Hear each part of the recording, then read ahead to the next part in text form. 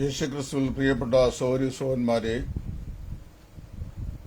നിങ്ങൾക്ക് ഏവർക്കും ക്രിസ്തുയേശുവിൽ എന്റെ സ്നേഹവന്ദനങ്ങൾ ഒരു പ്രാവശ്യം കൂടെ ഞാൻ പ്രകാശിപ്പിക്കുന്നു. ഇന്ന് രാവിലെ സമയം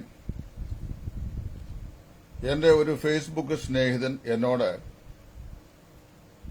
എന്റെ ഇൻബോക്സിൽ എഴുതി ചോദിച്ച ഒരു ചോദ്യമാണ്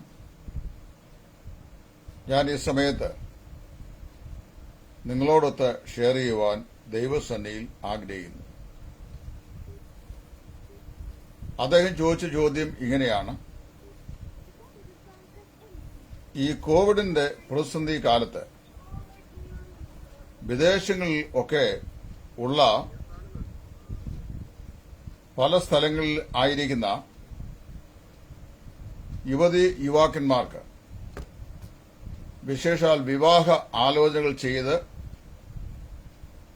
അത് നാട്ടിൽ വെച്ച് നടത്താനായി മാതാപിതാക്കളാൽ തീരുമാനിക്കപ്പെട്ട വിവാഹ ആലോചനകൾ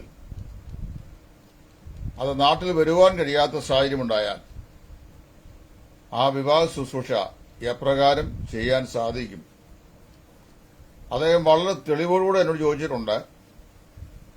ഓൺലൈനിൽ കൂടി ആ വിവാഹ ശുശ്രൂഷ ചെയ്തു കൊടുക്കുന്നത് വേദപുസ്തക വിശ്വാസപ്രകാരം ശരിയോ തെറ്റോ എന്നുള്ളതാണ് അദ്ദേഹം ചോദിച്ചിരിക്കുന്നത്.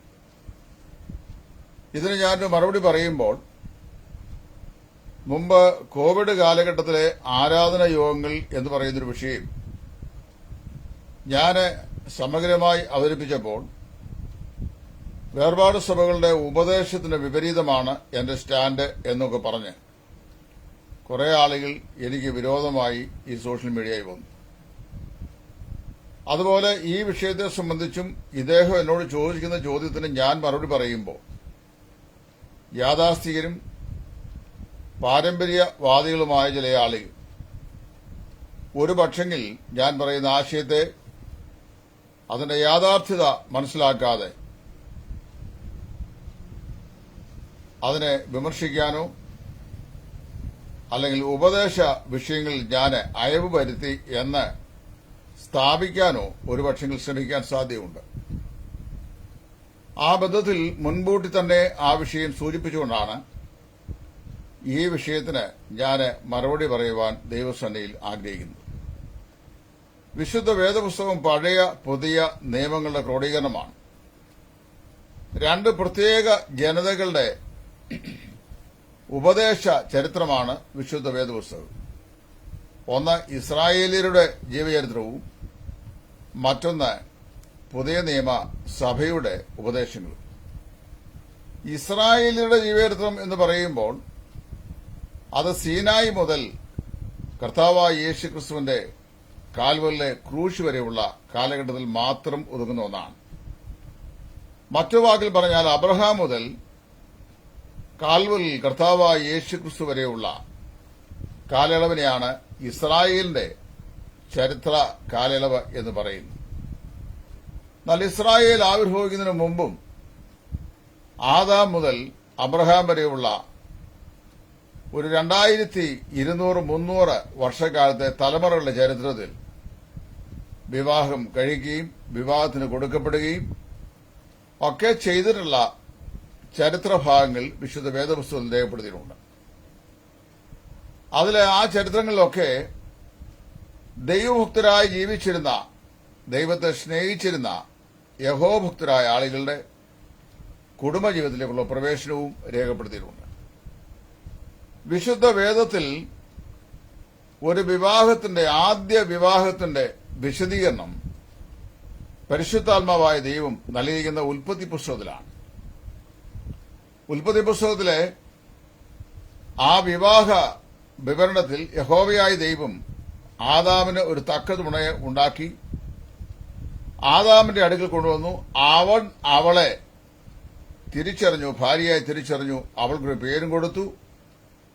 അവർ കുടുംബജീവിതം ആരംഭിച്ചു എന്നുള്ളതല്ലാതെ ആ വിവാഹം ഏദൻ പ്രദേശയിൽ അരങ്ങേറി എന്ന് പറയുന്നതല്ലാതെ അതിന് ഏതെങ്കിലും ഇന്ന് കാണപ്പെടുന്ന ചടങ്ങുകളോ പ്രതിജ്ഞാവാചകങ്ങളോ പരസ്പരം കൈപിടിച്ച് ഉള്ള സ്വീകരണങ്ങളോ കൺഫെഷൻസോ എന്തെങ്കിലും ഉണ്ടായിരുന്നു എന്നൊന്നും വിശുദ്ധ വേദപുസ്തകത്തിൽ ഒരു രേഖയില്ല. ആകെയുള്ള രേഖ ആദാമിന്റെ ഭാര്യയിൽ നിന്ന് ഒന്ന് എടുത്ത് അതിനെ ഒരു സ്ത്രീയായി രൂപപ്പെടുത്തി ദൈവം ആദാമിന്റെ അടുക്കൽ കൊണ്ടുവന്നു. അപ്പോൾ അവൻ അവളെ കണ്ടിട്ട് ഇതെന്റെ അസ്ഥിയിൽ നിന്ന് അസ്ഥിയും മാംസത്തിൽ നിന്ന് മാംസവും എന്ന് പറഞ്ഞു അവളെ ഭാര്യയായി കൂടെ താമസിപ്പിച്ചു എന്നാണ് നമ്മൾ വായിക്കുന്നത്. അതിനപ്പുറത്ത് യാതൊരു വിവരണവും അവിടെയില്ല. പിന്നീട് അങ്ങോട്ട് വായിക്കുമ്പോൾ വളരെ വ്യക്തതയോടെ വായിക്കാൻ കഴിയുന്ന ഒരു വിവാഹം ഇസ്ഹാക്കിന്റെ വിവാഹമാണ്. അബ്രഹാം സാറായി ദമ്പതികളുടെ വിവാഹത്തെ സംബന്ധിച്ചൊന്നുമുള്ള രേഖകൾ നമുക്ക് വേദപുസ്തകത്തിൽ ലഭ്യമല്ല. എന്നാൽ അവരുടെ വാഗ്ദത്ത സന്തതിയാകുന്ന ഇസ്ഹാക്കിന്റെ വിവാഹത്തെക്കുറിച്ച് പറയുമ്പോൾ അബ്രഹാം തന്റെ ഗ്രഹത്തിനൊക്കെയും കാര്യവിചാരകനായ മനുഷ്യനെ വിളിച്ച്, നീ ഈ കനാന്യരുടെ ഇടയിൽ നിന്ന് എന്റെ മകൻ ഇസ്ഹാക്കിന്റെ ഭാര്യ എടുക്കാതെ എന്നിട്ട് പിതൃഭവനത്തിലേക്കും പിതൃദേശത്തേക്കും ചെന്ന് അവിടെ നിന്ന് എന്റെ മകനെ ഒരു ഭാര്യയെ എടുക്കണം എന്ന് അവനെ നിർദ്ദേശിക്കുകയും അങ്ങനെ അദ്ദേഹം പദരാമിൽ വന്ന് ഈ റിബേക്കയെ ഇസ്ഹാക്കിന്റെ ഭാര്യയായി ദൈവം ചൂണ്ടിക്കാണിച്ച പ്രകാരം കൊണ്ടുവരികയും ഉൽപ്പത്തി പുസ്തകം 24 അധ്യായം പ്രകാരം അവിടുത്തെ വിവരണപ്രകാരം റിബേക്ക കഴുതപ്പുറത്ത് കയറി അത് ഒട്ടകപ്പുറത്ത് കയറി അവള് ഈ ഗ്രഹവിചാരകനോടുകൂടെ അബ്രഹാമിന്റെ ഭവനത്തിലേക്ക് ഇസ്ഹാക്കിന് വേണ്ടി ഭാര്യയായി തരുവാൻ അവൾ പ്രയാണം ചെയ്തു വരികയിൽ ബെർലഹൈരോയ് എന്ന് പറയുന്ന സ്ഥലം വരെ ഇസ്ഹാക്ക് ചെന്നിരുന്നു എന്നാണ് ഇവിടെ രേഖപ്പെടുത്തിയിരിക്കുന്നത്. വേദപഠിതാക്കളുടെ അഭിപ്രായത്തിൽ ബെർലഹൈരോയ് എന്ന് പറയുന്നത് പേരിന്റെ അർത്ഥം ഇൻ ബിറ്റ്വീൻ ദ വേ എന്നാണ്, വഴിമധ്യത്തിൽ. ദൂരവേ നിന്ന് റിബേക്ക ഇസ്ഹാക്കിനെ കാണുകയും അവളെ ഒട്ടകപ്പുറത്തുനിന്ന് ഇറങ്ങി വസ്ത്രം കൊണ്ട് തല മൂടി. അടുത്ത് വായിക്കുന്നത് അവൻ അവളെ കൈക്കൊണ്ടു അമ്മയുടെ ഭവനത്തിലേക്ക് അപ്പന്റെ ഭവനത്തിലേക്ക് കൂട്ടിക്കൊണ്ടുവന്നു. അങ്ങനെ അമ്മയെക്കുറിച്ചുള്ള ദുഃഖമെല്ലാം തീർന്നു എന്നാണ്. അവിടെയും വിവാഹത്തിന് ഏതെങ്കിലും ചടങ്ങുകൾ ഉണ്ടായിരുന്നതായിട്ട് നമ്മൾ വായിക്കുന്നില്ല. ഇത് പഴയമത്തിലെ സംഭവമാണ്. ഇനി അത് കഴിഞ്ഞു കഴിഞ്ഞാൽ പിന്നെ പഴയമത്തിൽ അരങ്ങേറിയ ഒരു വിവാഹം രൂത്തിന്റെ വിവാഹമാണ്. ഒരു വിജാതീയ സ്ത്രീയായിരുന്ന രൂത്തിനെ യഹൂദ യുവാവായിരുന്ന ബോവസ് വിവാഹം ചെയ്യുന്ന ഒരു സംഭവമാണ് രൂത്തിന്റെ പുസ്തകത്തിന്റെ ഇതിവൃത്തം. അവിടെ വായിക്കുമ്പോൾ ഈ രൂത്തിനെ ബോവസ് വിവാഹം കഴിക്കുന്ന രംഗത്തേക്ക് വരുമ്പോൾ അത് ഇസ്രായേലിലെ പട്ടണത്തിലെ മൂപ്പന്മാരുടെ സാന്നിധ്യത്തിൽ മൂപ്പന്മാർ അന്യോന്യം കാലിൽ കിടന്ന ചെരുപ്പ് കൈമാറി ആ വിവാഹ ജീവിതം അവരുടേത് സമാരംഭിക്കുന്നതായിട്ടാണ് നമുക്ക് മനസ്സിലാക്കുവാൻ സാധിക്കുന്നത്. ഇങ്ങനെ ഒരു 2-3 വിവാഹങ്ങളാണ് പഴയ നിയമ താളുകളിൽ നമുക്ക് ശ്രദ്ധേയമായി കാണുവാൻ കഴിയുന്നത്. ആദ്യ മനുഷ്യ ആദാമിന്റെ വിവാഹം, വിശ്വാസികളുടെ പിതാവായിരുന്ന അബ്രഹാമിന്റെ മകൻ ഇസ്ഹാക്കിന്റെ വിവാഹം, പിന്നെ യാക്കോബിന്റെ വിവാഹവും പറഞ്ഞിട്ടുണ്ട്. റാഹേലിനെയും ലേയായെയും അവൻ വിവാഹം കഴിക്കുന്ന വിവാഹവും പറഞ്ഞിട്ടുണ്ട്. പിന്നെ വായിക്കുന്നതാണ് ഇവിടെ ഈ രൂത്തിന്റെ വിവാഹം. യഹൂദ സംസ്കാരത്തിലേക്ക് വരുമ്പോൾ അവിടെ അരങ്ങേറിയ വിവാഹത്തിന്റെ ചരിത്ര പശ്ചാത്തലം മാത്രമേ വാസ്തവത്തിൽ ഏകദേശമൊക്കെ മനസ്സിലാക്കാൻ കഴിയത്തക്ക നിലയിൽ നമുക്ക് ബൈബിളിലുള്ളൂ. ഇപ്പൊ നോഹ എങ്ങനെയാ വിവാഹം കഴിച്ചത്, അത് കഴിഞ്ഞ് ഇങ്ങോട്ട് വരുമ്പോൾ തേറഹ് എങ്ങനെ വിവാഹം കഴിച്ചു, അബ്രഹാം എങ്ങനെ വിവാഹം കഴിച്ചു, ഈ വക കാര്യങ്ങളെക്കുറിച്ചൊന്നും നമുക്ക് അവരുടെ വിവാഹത്തിന്റെ വിശദീകരണം ബൈബിളിലില്ല. അബ്രഹാം മുതൽ ഇങ്ങോട്ട് അബ്രഹാമിന് ശേഷം ഉള്ള അവന്റെ സന്തതലമുറ ഇങ്ങോട്ടുള്ള ആളുകളുടെ യഹൂദ ചരിത്ര സാംസ്കാരിക പശ്ചാത്തലത്തിൽ അരങ്ങേറിയ വിവാഹങ്ങളെക്കുറിച്ച് ചിലതിനെക്കുറിച്ചൊക്കെ ബൈബിളുണ്ട്. ചിലത് വിശദാംശങ്ങൾ യഹൂദന്മാരുടെ മിഷ്ന, താൽമൂദ് ഗ്രന്ഥങ്ങളിലുണ്ട്. പിന്നെ അവരുടെ യൂത ചരിത്ര പുസ്തകങ്ങളുണ്ട്.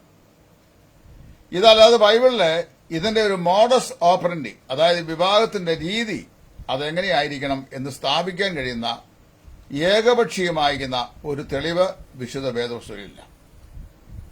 ഞാൻ വായിച്ച് പഠിച്ച് മനസ്സിലാക്കിയിട്ടുള്ള പ്രമാണപ്രകാരം യഹൂദ സംസ്കാരത്തിലെ വിവാഹം എന്ന് പറയുന്നത് വിവാഹ സദ്യ വിവാഹ ദിവസത്തിന്റെ രാവിലെ തന്നെ ആരംഭിക്കും.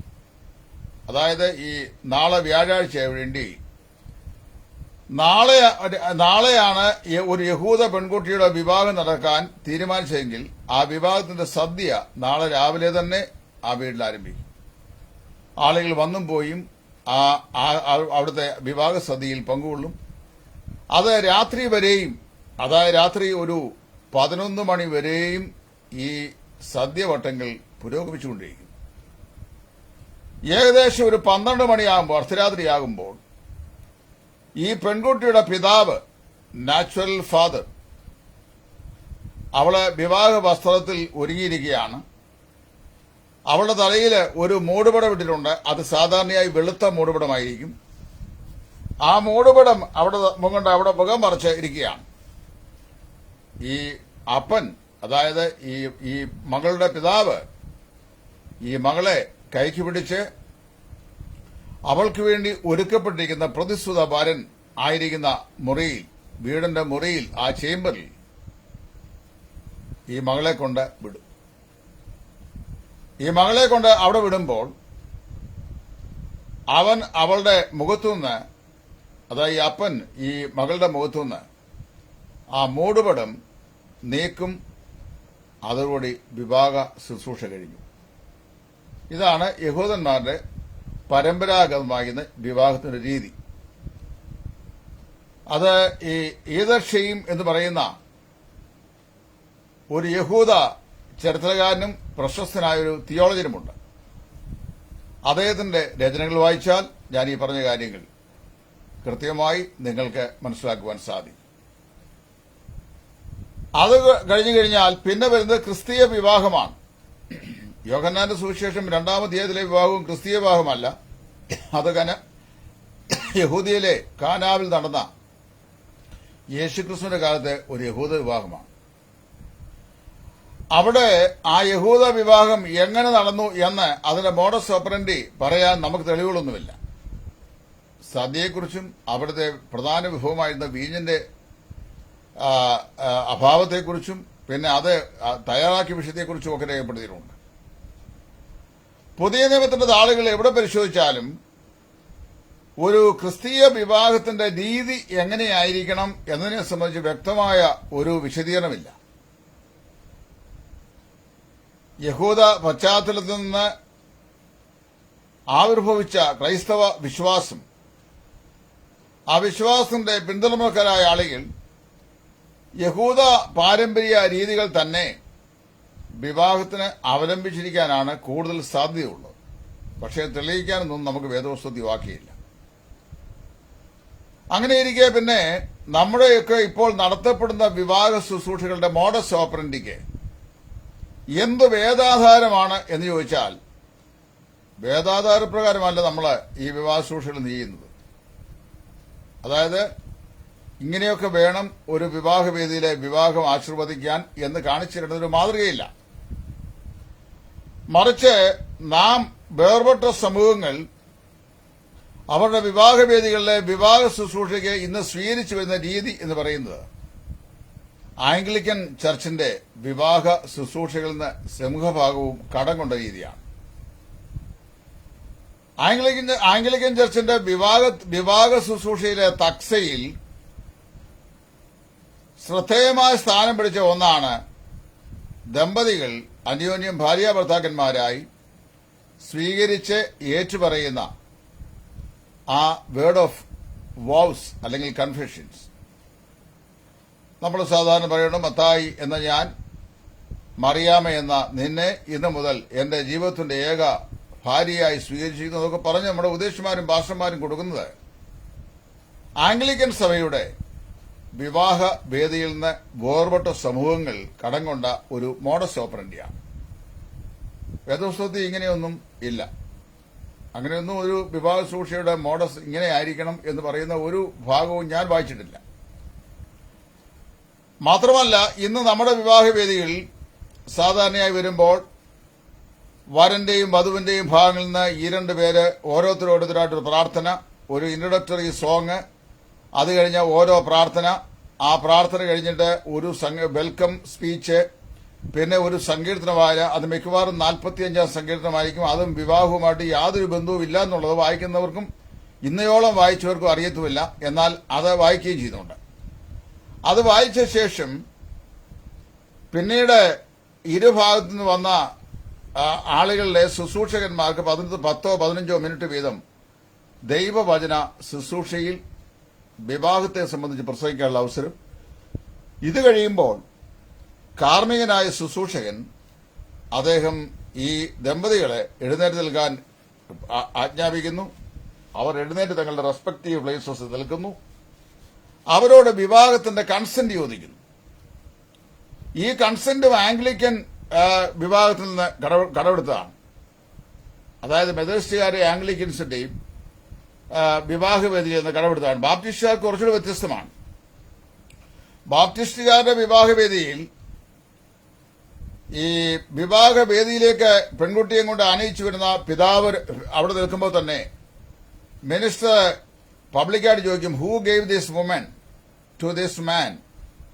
ആരാണ് ഈ യുവതിയെ, ഈ പുരുഷന് കൊടുക്കുന്നത് എന്ന് ചോദിക്കുമ്പോൾ പെൺകുട്ടിയുടെ പിതാവ് ഇങ്ങോട്ട് വന്നിട്ട് ഈ പെൺകുട്ടിയുടെ കൈ പിടിച്ച് ഈ യുവാവിന്റെ കയ്യിലേക്ക് കൊടുക്കുക. വാസ്തവത്തിൽ അതാണ് കുറെ കൂടെ മോർ ബിബ്ലിക്കലായിട്ടുള്ളത് എന്ന് ഞാൻ മനസ്സിലാക്കുന്നു. മെത്തഡിസ്റ്റുകാരുടെയും ആംഗ്ലിക്കൻസിന്റെയും രീതി അനുസരിച്ച് അവരുടെ പുരോഹിതന്മാര് കൈ പിടിച്ചു കൊടുക്കുന്ന രീതിയില്ല. ദമ്പതികൾ അന്യോന്യം കൈ ഹസ്തദാനം ചെയ്യുകയോ അല്ലെങ്കിൽ മോതിരം വാഴ്ത്തി അന്യോന്യം ഇടുകയാണ് ചെയ്യുന്നത്. അതിനവർക്ക് തക്സയൊക്കെ ഉണ്ട്. എന്നാൽ അവരുടെ ഈ കൺഫെഷൻ ഓഫ് വോവ്സ്, ഉടമ്പടിയുടെ ഏറ്റുപറച്ചിൽ എന്ന് പറയുന്നത് സാധാരണ അവരുടെ പുരോഹിതന്മാർ പറഞ്ഞു കൊടുക്കും, ഇവരത് ഏറ്റുപറയും. ഇതാണ് നമ്മളും കടന്നുകൊണ്ടിരിക്കുന്നത്. ഇതല്ലാതെ നമ്മൾ പറയുന്ന അപ്പൊ ഇങ്ങനെ വിവാഹ ശുശ്രൂഷ നടക്കുന്നു, അത് കഴിഞ്ഞിട്ട് ശുശ്രൂഷകൻ ഈ വിവാഹിതരെ ആശീർവദിച്ച് പ്രാർത്ഥിക്കുന്നു, പിന്നെ അവരെ രജിസ്റ്ററിൽ ഒപ്പിടുന്ന ശേഷം അവർക്ക് വിവാഹ സർട്ടിഫിക്കറ്റ് കൊടുക്കുന്നു. ഇതൊക്കെ നമ്മൾ ഒരു ക്രമം ഉണ്ടാക്കി വെച്ചിരിക്കുകയാണ്. ഈ ക്രമങ്ങൾക്കെല്ലാം വേദപുസ്തകത്തിൽ ഒരു ഓർഡർ നമുക്ക് കാണാൻ കഴിഞ്ഞു വെച്ചാൽ ഇതിനൊന്നിനും ഒരു ഓർഡർ ഇല്ല. അതാണ് സത്യം. അപ്പൊ നമ്മൾ വചനപ്രകാരമുള്ള കാര്യങ്ങൾ മാത്രമേ ചെയ്യാറുള്ളൂ, വേറെ ഒന്നും ചെയ്യാറില്ല എന്ന് പറയുന്ന ഞാൻ ഉൾപ്പെട്ട് നിൽക്കുന്ന സമൂഹത്തിലെ ആളുകൾ ഈ വിവാഹത്തിന്റെ ശുശ്രൂഷ ഈ പറയപ്പെട്ട നിലയിൽ, അതായത് വരുമ്പോൾ രണ്ടു ഭാഗത്തുനിന്ന് ഓരോരുത്തർ ആദ്യം ഒരു ആശംസാ ഗാനം, അത് കഴിഞ്ഞിട്ട് പിന്നെ 1-2 സ്തോത്രഗാനങ്ങൾ, പിന്നെ ഒരു വെൽക്കം സ്പീച്ച്, പിന്നെ ക്ഷണിച്ച് വരുത്തല്, പിന്നെ ബ്രൈഡൽ മാർച്ച്, അത് കഴിഞ്ഞ് പിന്നെ രണ്ടു ഭാഗത്തുനിന്ന് ഓരോ പ്രാർത്ഥന, പിന്നീട് രണ്ടു ഭാഗത്തുനിന്ന് ഓരോ വചന ശുശ്രൂഷ, സങ്കീർത്തനം വായന, solemnization of marriage, signing in the register, ഇതെല്ലാം കഴിഞ്ഞ് അവസാനത്തെ പ്രാർത്ഥനയും ആശീർവാദവും എന്ന് പറയുന്ന ഈ രീതി ഒന്നും പഴയമത്തിലോ പുതിയമത്തിലോ ഇല്ല. അതൊന്നും നമ്മൾ കണ്ടിട്ടില്ല. ക്രിസ്തീയത്വത്തിന് യോജിച്ചത് എന്ന് തോന്നുന്ന ഒരു വിവാഹത്തിന്റെ പാറ്റേൺ ആംഗ്ലിക്കൻ സഭകൾ സ്വീകരിച്ചത് നമ്മളും എന്ത് ചെയ്യുന്നു, പിന്തുടരുന്നു എന്ന് മാത്രമേ ഉള്ളൂ. ഈ കാരണത്താൽ നമ്മുടെ സഭാവിശ്വാസികൾക്കൊക്കെ ഒരു ചിന്തയുണ്ട്, ഇങ്ങനെയൊക്കെയുള്ള കാര്യങ്ങൾ പരിപാടികളോടുകൂടെ ഒരു നിയുക്തമായ സ്ഥലത്ത് വിവാഹ ശുശ്രൂഷ നടത്തിക്കൊടുത്താൽ മാത്രമേ ഒരു യുവാവും യുവതിയും ഭാര്യയും ഭർത്താവും ആയി തീരുകയുള്ളൂ എന്നുള്ള ചിന്ത. അത് വന്നെവിടുന്ന് അറിയാവൂ? ഈ ആംഗ്ലിക്കൻ മെത്തേഡ് നമ്മൾ അഡാപ്റ്റ് ചെയ്തിട്ട് നമ്മൾ കഴിഞ്ഞ കാലങ്ങൾ മുഴുവൻ അങ്ങനെ തന്നെ ചെയ്തുകൊണ്ടിരിക്കുന്നു, അത് നമ്മൾ കണ്ടുകൊണ്ടിരിക്കുന്നു. അപ്പൊ അതിൽ നിന്ന് അല്പമെങ്കിലും വ്യത്യാസം വന്നാൽ അത് ക്രിസ്തീയമല്ല, അല്ലെങ്കിൽ പുതിയ നിയമ മാതൃകയല്ല എന്നുള്ളത് നമ്മുടെ പ്രജുഡീസസ് ആണ്. ഞാൻ ഓർപ്പിച്ചല്ലോ, ഇങ്ങനെ ആയിരിക്കണം എന്ന് പറയാൻ ഒരു ഉദാഹരണവും ബൈബിളിലില്ല. പഴയമത്തിലെ രീതി അനുസരിച്ചാണെങ്കിൽ, യഹൂദന്മാരുടെ രീതി അനുസരിച്ചാണെങ്കിൽ അർദ്ധരാത്രിയിൽ ഭർത്താവാകാൻ പോകുന്ന നിയുക്ത ഭർത്താവിന്റെ ചേംബറിലേക്ക് ഈ പെൺകുട്ടിയെ പെൺകുട്ടിയുടെ അപ്പൻ കൊണ്ടു കൊടുക്കണം. അവിടെ ഇപ്പോൾ വിവാഹം കഴിഞ്ഞു. പിന്നെ അവിടെ പ്രത്യേകിച്ച് യാതൊരു കർമ്മവുമില്ല. രൂത്തിന്റെ കാലത്തെ വിവാഹമാണ് മാതൃകയാകുന്നെങ്കിൽ പട്ടണത്തിലെ മൂപ്പന്മാരുടെ ചെല്ലണം. ചെന്നിട്ട് അവരുടെ സാക്ഷ്യത്തിൽ ഈ ചെരുപ്പ് അന്യോന്യം കൈമാറി ഈ ഭാര്യ ഭർത്താക്കന്മാരെ ഡിക്ലെയർ ചെയ്യണം. ഞാൻ മനസ്സിലാക്കുന്നിടത്തോളം വിവാഹം ഒരു സോഷ്യൽ സംവിധാനമാകിയാൽ, സാമൂഹ്യ വിഷയമാകിയാൽ 3-4 സാക്ഷികൾ ഇതിനുണ്ടായിരിക്കണം. അതായത് ഒരു പരസ്യമായി നടത്തപ്പെടുന്ന ഒരു ശുശ്രൂഷയായിരിക്കണം എന്നതിൽ കവിഞ്ഞ് നമ്മൾ പറയുന്ന ഈ മോഡസ് ഓപ്പറണ്ടി ഒന്നും വിശുദ്ധ വേദപുസ്തകത്തിൽ ഇല്ല. അപ്പൊ ഇപ്പോഴത്തെ സാഹചര്യം എന്ന് പറഞ്ഞാൽ ഇന്നത്തെ കോവിഡ് കേസ് കേരളത്തിലെ 22,400 ശിക്ഷമാണ്. അതിങ്ങനെ എൻഹാൻസ് ചെയ്തുകൊണ്ടിരിക്കുന്നു. ഇവിടെ ഞങ്ങളുടെയൊക്കെ ഗ്രാമപഞ്ചായത്തില് വളരെ സൂക്ഷിക്കണം, ശ്രദ്ധിക്കണം എന്ന് പറഞ്ഞ് ഇന്ന് മുഴുവൻ അനൗൺസ്മെന്റ് ആയിരുന്നു രാവിലെ മുതൽ. കാര്യം പല വാർഡുകളിൽ ഇത് വ്യാപിക്കുന്നു. ഇതിന്റെ സെക്കൻഡ് വേവ് എന്ന് പറയുന്ന മോർ ഡേഞ്ചറസും ഫാസ്റ്റ് അഡ്വാൻസിംഗുമാണ്. അതുകൊണ്ട് ജനബോധവൽക്കരണം നൽകുകയാണ്. പ്രിയപ്പെട്ടവരെ, ഇങ്ങനെയുള്ള ഈ പ്രതിസന്ധിയുടെ കാലഘട്ടങ്ങളിൽ വേർപാടുകാരുടെയും മെതക്കോസുകാരുടെയും മാത്രമല്ല, ഇതര സഭാവിഭാഗങ്ങളിൽപ്പെട്ട ആളുകളുടെയും വിദേശ രാജ്യങ്ങളിലൊക്കെ ജോലി ചെയ്യുന്ന ചില കുഞ്ഞുങ്ങൾക്ക് അവരുടെ വിവാഹം മാതാപിതാക്കളാൽ ആലോചിച്ച് നടത്തുവാൻ മുൻകൂട്ടി തീരുമാനിക്കപ്പെടുകയോ ചെയ്തിട്ടുണ്ട്. അങ്ങനെ തീരുമാനിച്ച ഈ വിവാഹത്തിന് നിശ്ചിതമായൊരു ഡേറ്റ് ചില ആളുകളൊക്കെ ഫിക്സ് ചെയ്തെങ്കിലും ആ വിവാഹം നടത്തിക്കൊടുക്കാൻ കഴിയാത്ത ദുസ്ഥിതിയാണ് ഇപ്പോൾ ഉള്ളത്. കാരണം ചില വിദേശ രാജ്യങ്ങൾ, ഗൾഫ് രാജ്യങ്ങളിൽ നിന്ന് ഇങ്ങോട്ടും ഫ്ലൈറ്റ് ഇല്ല, ചില വിദേശ രാജ്യങ്ങളിലേക്ക് ഇവിടുന്ന് അങ്ങോട്ടും ഫ്ലൈറ്റ് ഇല്ല. കോവിഡ് പ്രതിസന്ധിയുടെ പശ്ചാത്തലത്തിൽ നഴ്സിംഗ് ഡിപ്പാർട്ട്മെന്റിൽ മറ്റ് ജോലി ചെയ്യുന്ന ചില പെൺപിള്ളേർക്കും ആൺകുട്ടികൾക്കും അവിടുത്തെ ആശുപത്രികൾ അവധി കൊടുക്കുന്നില്ല. ഇങ്ങനെയുള്ളൊരു പ്രതിസന്ധിയാണുള്ളത്. അപ്പൊ എന്നോട് ഇന്ന് ഒരാൾ എഴുതി ചോദിച്ചേക്കുന്നത്, ഈ പ്രതിസന്ധി ഫോർ എക്സാമ്പിൾ മെയ് മാസം 20-ാം തീയതി കേരളത്തിലെ ഇന്ന സ്ഥലത്ത് വെച്ച് ഒരു യുവാവിന്റെയും യുവതിയുടെയും വിവാഹം വിശ്വാസികളെയാണ് നടത്തിക്കൊടുക്കുവാനുള്ള ക്രമീകരണം ചെയ്തു. അതിന്റെ ഓഡിറ്റോറിയം ബുക്ക് ചെയ്തു, ക്രമീകരണങ്ങളൊക്കെ ചെയ്തു. പക്ഷേ ബോയ്ക്കും ഗേളിനും വരാൻ സാധിക്കുന്നില്ല. എന്ത് ചെയ്യും എന്നാണ് എന്നോട് ഒരാൾ ആത്മാർത്ഥമായി ഒരു ചോദ്യം ചോദിച്ചിരിക്കുന്നത്. ഈ ആത്മാർത്ഥമായ ചോദ്യത്തിന് ഞാൻ ആത്മാർത്ഥമായി മറുപടി പറയും കഴിയുമ്പോൾ ഇവിടുത്തെ പാരമ്പര്യ വിശ്വാസം മുറുകെ പിടിക്കുന്ന ആളുകൾക്ക് ഇടർച്ചയുണ്ടാവും. അതുകൊണ്ട് ഞാൻ എന്ത് ചെയ്യും എന്നുള്ള ഒരു വല്ലാത്ത മാനസികാവസ്ഥയിലാണ് ഇപ്പോൾ ഈ സ്ക്രീനിന്റെ മുമ്പാകെ വന്നിരിക്കുന്നത്.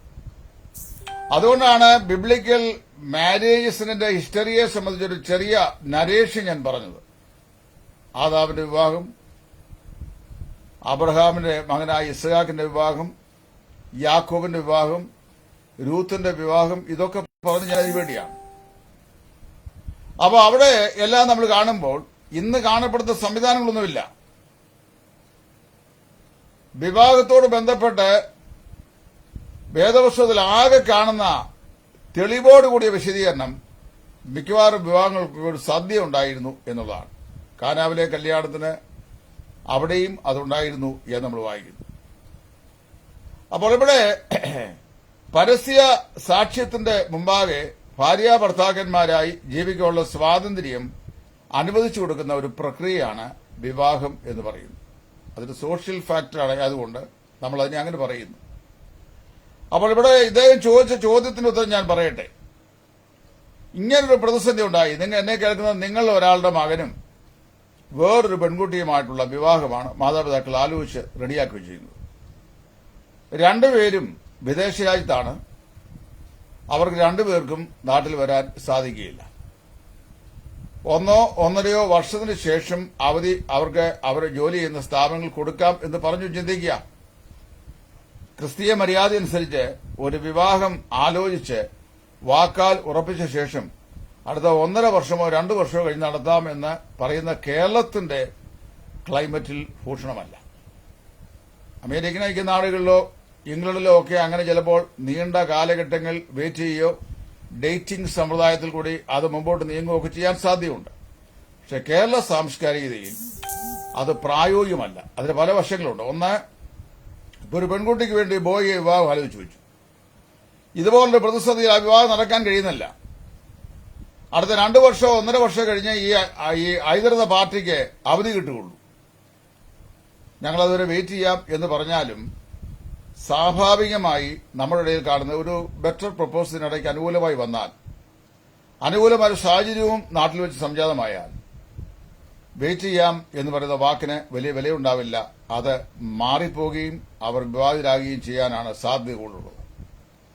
അപ്പൊ ഇങ്ങനെയുള്ള സാഹചര്യങ്ങളിൽ എന്നോട് ഈ സുഹൃത്ത് ചോദിച്ചേക്കുന്നത്, ഓൺലൈനിൽ കൂടി ഈ വിവാഹം ആശീർവദിക്കുവാൻ സാധിക്കുമോ? അങ്ങനെ ചെയ്താൽ എന്തെങ്കിലും വചനവിരുദ്ധത അതിനുണ്ടോ എന്നുള്ളതാണ്. ഈ ചോദ്യത്തിന് ഉത്തരം പറയുന്ന എന്നെ കൂടെ പ്രതിസന്ധിയിലാക്കുന്ന ഒരു ചോദ്യമാണിത്. അപ്പോ ഞാൻ ഇതിനകത്ത് എന്ത് ഉത്തരം പറയണം എന്ന് ഞാൻ വളരെ ചിന്തിച്ചു. കാരണം ഉത്തരം ഇത് ഓൺലൈനിൽ കൂടി നടത്തുന്നത് കുഴപ്പമില്ല എന്ന് പറഞ്ഞു കഴിഞ്ഞാൽ അപ്പോൾ വേർപെട്ട സഹോദരന്മാരെല്ലാം കൂടെ ഞാൻ അവരുടെ ഉപദേശത്തെ തകിടം മറിച്ചു എന്ന് പറഞ്ഞ് എനിക്കെതിരായിട്ട് വരും. ഇനി അങ്ങനെ ചെയ്യാൻ പാടില്ല എന്ന് പറഞ്ഞു കഴിഞ്ഞാൽ അതിനെ സാധൂകരിക്കാൻ കഴിയുന്ന വചനത്തിലെ തെളിവൊന്നും എനിക്ക് പ്രസന്റ് ചെയ്യാനില്ലതാണ്. ഇത് കർത്താവിനോട് ഈ ഇവര് പരീക്ഷന്മാർ ചോദിച്ച ചോദ്യം പോലാ. അപ്പോ നീ എന്ത് അധികാരം കൊണ്ട് ഇത് ചെയ്യുന്നു? അപ്പൊ യേശു പറഞ്ഞു, ഞാനിതൊരു ചോദ്യം ചോദിക്കാം. യോഹന്നാന്റെ സ്നാനം എവിടെ നിന്ന്? അപ്പൊ യോഹന്നാന്റെ സ്നാനം അത് സ്വർഗത്തിൽ നിന്നല്ല എന്ന് പറഞ്ഞു കഴിഞ്ഞാൽ ബഹുഭൂരിപക്ഷ ആളുകൾ യോഹന്നാന്റെ പ്രവാചകൻ എന്ന് വിശ്വസിക്കുന്നവരാണ്. അപ്പൊ അത് അവർക്ക് പ്രശ്നമായി തീരും. മനുഷ്യരുടെ എന്ന് പറയാൻ അവർക്ക് സാധിക്കുകയില്ല. അപ്പൊ അവര് പരസ്പരം കൂടി ഒന്ന് ആലോചിച്ച് പറഞ്ഞു, ഞങ്ങൾക്ക് അറിയാൻ വയ്യ. അപ്പൊ യേശുവോട് പറഞ്ഞു, എന്നാൽ ഞാനും എന്ത് അധികാരം കൊണ്ട് ചെയ്യുന്നു എന്ന് നിങ്ങളോട് പറയുന്നില്ല. ഇതുപോലത്തെ ചോദ്യമായി നീ സുഹൃത്തിനോട് ചോദിച്ചേക്കുന്നത്. അപ്പൊ ഇവിടെ എന്റെ അണ്ടർസ്റ്റാൻഡിംഗ് ഞാൻ പറയുന്നത്, അല്ലാതെ ഈ ഏതെങ്കിലും ബ്രദറുകാരുടെയോ ബന്ധുക്കോസുകാരുടെയോ വിവാഹ ശുശ്രൂഷകൾ ഇനിമേൽ ഇങ്ങനെ ആയിരിക്കണമെന്നോ അല്ലെങ്കിൽ ഇങ്ങനെ ചെയ്യണമെന്നോ പറയാൻ വേണ്ടിയല്ല. ഞാൻ മനസ്സിലാക്കുന്ന സാഹചര്യം ഈ ചോദ്യത്തോട് മുതലൊക്കെ പറയുകയാണ്. കുറഞ്ഞ പക്ഷം വളരെ ക്വറിയറോട് ചോദിച്ചിട്ടുള്ള ഈ ചോദ്യകർത്താവിന്റെ അദ്ദേഹത്തിന്റെ ചോദ്യത്തിന്റെ ഉത്തരം ലഭിച്ചുള്ള ആശ്വാസമെങ്കിലും അദ്ദേഹത്തിന് ഉണ്ടാകട്ടെ. ഇങ്ങനൊരു പ്രതിസന്ധി ഉണ്ടായാൽ ഒരു ലിറ്ററൽ പ്ലാറ്റ്ഫോമിൽ വെച്ച് ഈ വിവാഹം ആശീർവദിക്കുവാൻ ഇപ്പോൾ സാധിക്കില്ല. കാര്യം ആൾക്ക് വരാൻ പറ്റുന്നില്ലല്ലോ, അവർക്ക് വരാൻ സാധിക്കില്ല. തങ്ങളായിരിക്കുന്ന സ്ഥലത്ത് പരിമിതമായ സാഹചര്യത്തിൽ ആ വിവാഹ ശുശ്രൂഷ അവിടെ വെച്ചങ്ങ് നടത്തിക്കൊടുക്കാനായിട്ട് തീരുമാനിച്ചു കഴിഞ്ഞാൽ അവിടെയും പ്രശ്നമുണ്ട്. ഉദാഹരണം പറഞ്ഞു കഴിഞ്ഞാൽ ഒരാള് കുവൈറ്റിലാകുന്ന ചിന്തിക്കുക, പ്രതിസ്തുത വധു അവര് ദോഹയിൽ ചിന്തിക്കുക. അപ്പൊ കുവൈറ്റിൽ നിന്ന് ദോഹയിലേക്ക് ഇറങ്ങാനോ ദോഹയിൽ നിന്ന് കുവൈറ്റിലേക്ക് ഇറങ്ങാനോ വിസ അനുമതി ഇല്ലാത്ത സാഹചര്യത്തിൽ അതും സാധിക്കുകയില്ല. മാത്രമല്ല അവിടെയുള്ള എംബസികൾ ഞാൻ മനസ്സിലാക്കുന്നതനുസരിച്ചാണെങ്കിൽ ഇങ്ങനെയുള്ള ശുശ്രൂഷകൾ ഇപ്പോൾ അവിടെ ചെയ്യാനുള്ള അനുമതി നൽകുന്നില്ല എന്നാണ് വളരെ ലേറ്റസ്റ്റ് ആയിട്ട് ഞാൻ അറിഞ്ഞത്. 100% ശരിയെന്ന് എനിക്കറിയാൻ വയ്യ. കാര്യം ഞാൻ ആ സ്ഥലങ്ങളിൽ പലയിടത്തും പോയിട്ടില്ല. അഥവാ പോയിട്ടുള്ള സ്ഥലങ്ങളിലെ എംബസിയുടെ സ്റ്റാറ്റസ് കോ ഒന്നും എനിക്കറിയാൻ വയ്യ. കാര്യം അതൊന്നും എന്നെ ബാധിക്കുന്ന വിഷയമല്ല. അതുകൊണ്ട് ഞാൻ അതൊന്നും അന്വേഷിക്കാറില്ല. അതുകൊണ്ട് ഗൾഫ് റീജിയനിലെയൊക്കെ ഇങ്ങനെയുള്ള കാര്യങ്ങളെ സംബന്ധിച്ച പരിമിതമായ അറിവ് മാത്രമേ എനിക്കുള്ളൂ. അപ്പൊ അത് ഒന്ന് രണ്ട് പേര് പറഞ്ഞ് അവിടെ ഇപ്പോൾ അങ്ങനെ അവർ അനുവദിക്കുന്നില്ലെന്നാണ്. അതായത് ഹോട്ടലിൽ ബുക്ക് ചെയ്തെടുക്കാനോ അല്ലെങ്കിൽ ചർച്ചുകൾ വെച്ച് ചെയ്യാനോ ഒക്കെയുള്ള അനുമതി പത്രിക പലർക്കും അവിടെ ഇപ്പോൾ ഇല്ല, എംബസി ചെയ്യാൻ അനുവദിക്കുന്നില്ല എന്നൊക്കെയാ പറയുന്നത്. അപ്പൊ എന്നോട് അദ്ദേഹം ചോദിച്ചേക്കുന്നത്, ഇങ്ങനെ പ്രതിസന്ധിയിലായ ഒരു യുവാവാണ് എന്നോട് ചോദ്യം ചോദിച്ചത്. ഈ വിവാഹം ഓൺലൈനിൽ കൂടി ആശീർവദിക്കാമോ? ദമ്പതികൾ പരസ്പരം കൈ അന്യോന്യം കോർത്ത് പിടിച്ച് പ്രതിജ്ഞ ചെയ്താൽ മാത്രമേ വിവാഹം ശുശ്രൂഷ ആകുകയുള്ളൂ, ഭാര്യ ഭർത്താക്കന്മാരാകുകയുള്ളൂ. ഹസ്തദാനം ചെയ്യാതെ ഉടമ്പടി ചെയ്ത് ഭാര്യ ഭർത്താക്കന്മാരായി തീരാൻ സാധിക്കുമോ എന്നുള്ള ചോദ്യമാണ് ചോദിച്ചേക്കുന്നത്. മലാക്കി പ്രവാചകന്റെ പുസ്തകത്തിന്റെ അടിസ്ഥാനത്തിൽ സ്ത്രീയെക്കുറിച്ച് പുരുഷനോട് പ്രവാചകൻ പറയുന്നത്, she is the wife of the youth and the wife of your covenant. അവൾ നിന്റെ യൗവനകാലത്തിലെ ഭാര്യയും നിന്റെ ഉഭയസംഭവത്തിന്റെ ഭാര്യയും അല്ലയോ എന്നാ പറയുന്നത്. അപ്പൊ അവിടെ വായിച്ച് മലാക്കി പ്രവാചകന്റെ പുസ്തകം പറഞ്ഞ ഏറ്റവും എഴുത്ത പുസ്തകമാണ് പഴയമതിലെ. അവിടെ വിവാഹത്തെക്കുറിച്ച് പറയുന്ന നിർവചനം, woman is the wife of the covenant which the husband has made. ഭർത്താവ് ഉടമ്പടി ചെയ്ത് സ്വീകരിച്ച ജീവിത പങ്കാളിയാണ് ഭാര്യ. ഇവിടുത്തെ പ്രശ്നം ഈ ഉടമ്പടി ലിറ്ററൽ പ്ലാറ്റ്ഫോമിൽ ചെയ്താൽ അത് ഉടമ്പടിയായി അംഗീകരിക്കാം. വെർച്വൽ പ്ലാറ്റ്ഫോമിലായി കഴിഞ്ഞാൽ അതിനെ ഉടമ്പടിയായി അംഗീകരിക്കാൻ കഴിയുകയില്ലയോ എന്നുള്ളതാണ് വേറൊരു ചോദ്യം. രണ്ടു പക്ഷത്തും പ്രശ്നമുണ്ട്. ഇവിടെ ഇങ്ങനൊരു പ്രതിസന്ധി രൂക്ഷമാകുകയും ഈ പ്രതിസന്ധിക്ക് താൽക്കാലികമായ ഒരു പരിഹാരം ഉണ്ടാകാതെ വരികയും അതേസമയത്ത് വിവാഹിതരാകുവാൻ വേണ്ടി എല്ലാം ക്രമീകരണം ചെയ്യപ്പെട്ടിരിക്കുന്ന യുവതീ യുവാക്കന്മാരെ അവരെന്ത് ചെയ്യും എന്ന് ചോദിച്ചു കഴിഞ്ഞാൽ ചില പ്രത്യേക സാഹചര്യങ്ങളിൽ ചില വിട്ടുവീഴ്ചകൾക്കൊക്കെ നാം തയ്യാറാകേണ്ടായി വരും. കാരണം വിട്ടുവീഴ്ചകൾക്ക് തയ്യാറാകാൻ ആവശ്യമില്ലാത്ത വിഷയങ്ങൾക്ക് അങ്ങനെ ചെയ്യാൻ പാടില്ല എന്ന കാർക്കശ്യതയുള്ള നിയമങ്ങൾ നമ്മുടെ വിശ്വാസ പ്രമാണം ബൈബിൾ ഉണ്ടായിരിക്കണം. വിവാഹം ഒരു പരസ്യ സാക്ഷ്യമായിരിക്കണമെന്നും അത് ഭാര്യാഭർത്താക്കന്മാർ തമ്മിലുള്ള ഉടമ്പടി ഉഭയസമ്മതത്തിൽ അധിഷ്ഠിതമാണെന്നും വേദപുസ്തകം വ്യക്തമായി പറഞ്ഞിട്ടുണ്ട്. പക്ഷെ നമ്മളിപ്പോൾ സാധാരണ ഇത് ഹസ്തദാനമൊക്കെ ചെയ്യിക്കും. എപ്പിസ്കോപ്പൽ ചർച്ചസ് മോതിരം വാഴ്ത്തൽ ശുശ്രൂഷയോടെ ചെയ്യും. ആദാം ഹവ്വായെ സൃഷ്ടിച്ച സർവേശ്വരൻ ബഹുലമത തൻ കൃപയാൽ ഇവരെ വാഴ്ത്തട്ടെ, ദേവ കൃപ ചെയ്യണമേ എന്ന് അവർ ദക്സ ചൊല്ലി ഭർത്താവും ഭാര്യയും അന്യോന്യം എന്ത് ചെയ്യും? മോതിരം വാഴ്ത്തി ഇവരെ അങ്ങോട്ടും ഇങ്ങോട്ടും കയ്യിലിടും. അപ്പോൾ അവർ വിവാഹിതരായി. ഹൈന്ദവ പൂജാരികളും ക്ഷേത്രങ്ങളിലും ഒക്കെ വിവാഹം നടക്കുന്നുണ്ട്. അവരവർ ക്ഷേത്രങ്ങളിൽ ചെന്നിട്ട് അവരുടെ ആ ഡീറ്റീസിന്റെ മുമ്പാകെ ഭർത്താവും ഭാര്യയും അന്യോന്യം ഹാരാർപ്പണം ചെയ്യും. അവരുടെ വിവാഹം കഴിഞ്ഞു. മുസ്ലിങ്ങളുടെ വിവാഹത്തിന്റെ രീതി എങ്ങനെയാണെന്ന് എനിക്കറിയാൻ വയ്യ. ഞാൻ അതേക്കുറിച്ച് ഇന്ന് വരെയും ചിന്തിക്കുകയോ പഠിക്കുകയോ ചെയ്തിട്ടില്ല. എനിക്കതിന്റെ രീതി അറിയാൻ വയ്യ. അറിയാൻ വയ്യാത്ത കാര്യം അറിയാൻ വയ്യ എന്ന് പറയുന്നതാണ് ജ്ഞാനത്തിന്റെ ഏറ്റവും വലിയ അടയാളം എന്ന് ഞാൻ വിശ്വസിക്കുന്നതുകൊണ്ട് ഞാനങ്ങനെ പറഞ്ഞു. എനിക്കറിയാൻ വയ്യ. അറിയാവുന്നവർ എന്നെ പറഞ്ഞെന്നാൽ അത് പഠിക്കാൻ എനിക്ക് മനസ്സുണ്ട്. ആ ഫീൽഡിലേക്ക് എനിക്ക് പോകേണ്ട ആവശ്യം വന്നിട്ടില്ല. അപ്പൊ ഞാൻ പറഞ്ഞത്, ഇങ്ങനൊരു പ്രതിസന്ധി ഉണ്ടായിക്കഴിഞ്ഞാൽ ഒരു വെർച്വൽ പ്ലാറ്റ്ഫോമിൽ ഭർത്താവ് പെൺകുട്ടിയും ഭാര്യയും ഒരു സൂമിലോ ഒരു സോഷ്യൽ മീഡിയയിലോ വന്നാൽ ഒരു മിനിസ്റ്റർ ഈ ലിറ്ററൽ പ്ലാറ്റ്ഫോമിൽ പറഞ്ഞു കൊടുക്കുന്ന അതേ കാര്യം തന്നെയാണ് ഈ വെർച്വൽ പ്ലാറ്റ്ഫോമിൽ പറഞ്ഞു കൊടുക്കുന്നത്. ഒറ്റ വ്യത്യാസം എന്നാ ചോദിച്ചു കഴിഞ്ഞാൽ ഇവർ തമ്മിൽ കൈപിടിക്കാൻ പറ്റുന്നില്ല എന്നുള്ളതാണ്. ഹസ്തദാനം ചെയ്യാൻ സാധിക്കുന്നില്ല എന്നുള്ളതാണ്. പക്ഷെ അതിനെ നമുക്ക് കണ്ണിക്കാൻ ബൈബിൾ പ്രകാരം സാധിക്കും. കാര്യം ഹസ്തദാനം ചെയ്താൽ മാത്രമേ ഭാര്യ ഭർത്താക്കന്മാരാകൂ എന്ന് തെളിയിക്കാൻ കഴിയുന്ന ഒരു വാക്യവും ബൈബിളിലില്ല. അത് നമ്മൾ അഡാപ്റ്റ് ചെയ്തിരിക്കുന്ന ഒരു പാരമ്പര്യമാണ്. ഞാൻ പറഞ്ഞല്ലോ, ആംഗ്ലിക്കൻ സഭകളുടെ രീതിയിൽ നിന്ന് നമ്മൾ ഉൾക്കൊണ്ടൊരു മോഡസ് ഓപ്പറൻഡിയാണ്. ഹസ്തദാനം ചെയ്ത് ഭാര്യ ഭർത്താക്കന്മാരായി സ്വീകരിക്കുക എന്ന് പറയുന്നത് നമ്മുടെ മിനിസ്റ്റേഴ്സ് പറയുന്നതാണ്. നമ്മൾ ചോദിക്കും, മത്തായി എന്ന് പറയുന്ന സഹോദരനെ നിന്റെ വലതുഭാഗത്ത് നിൽക്കുന്ന മറിയാമ എന്ന ഈ യുവതിയെ നിന്റെ ജീവിതത്തിലെ ഏക ഭാര്യയായി സ്വീകരിപ്പാൻ സമ്മതമാണോ? സമ്മതമാണെങ്കിൽ പരസ്യമായി പ്രസ്താവിക്കണമെന്ന് പറയുമ്പോൾ സമ്മതമാണെന്ന് പറയുന്നു. അവളും സമ്മതം പറയുന്നു. അപ്പോൾ നിങ്ങളുടെ പരസ്പര സമ്മതത്തിന്റെ ബാഹ്യ അടയാളമായി നിങ്ങളുടെ വലതുകരങ്ങളെ അന്യോന്യം കൊടുത്ത് ഭാര്യ ഭർത്താക്കന്മാരായി സ്വീകരിക്കണമെന്ന് നമ്മൾ പറയുന്നത് ഈ മിനിസ്റ്റർ ചെയ്തു കൊടുക്കുന്ന ഒരു അഡീഷണൽ ഇതാണ്, ഈ സംവിധാനമാണ്. അങ്ങനെ എവിടെയെങ്കിലും വേദപുസ്തകം എഴുതിയിട്ടുണ്ടോ ഈ ഭാര്യയും ഭർത്താവും ഇങ്ങനെ ഈ വലത് കൈ അങ്ങോട്ടും ഇങ്ങോട്ടും കൊടുത്ത് പിടിച്ച ശേഷം ഭാര്യ ഭർത്താക്കന്മാരായി സ്വീകരിക്കുക എന്നൊരു പ്രമാണം വെച്ചിട്ടുണ്ടോ? അപ്പൊ ഭാര്യ ഭർത്താക്കന്മാരായി സ്വീകരിക്കുന്നതിന്റെ അടിസ്ഥാന യോഗ്യത എന്ന് പറഞ്ഞാൽ വലങ്കരങ്ങളെ അന്യോന്യം കൊടുക്കുന്നതല്ല. ഞാൻ മനസ്സിലാക്കുന്നുള്ള ഉഭയസമ്മതം ചെയ്യാന്നുള്ളതാണ്. യഥാ ഉഭയസമ്മതം, മത്തായി എന്ന ഞാൻ മറിയാമ എന്ന നിന്നെ ഇന്ന് മുതൽ എന്റെ ജീവിതത്തിന്റെ ഏക ഭാര്യയായി സ്വീകരിച്ചിരിക്കുന്നു.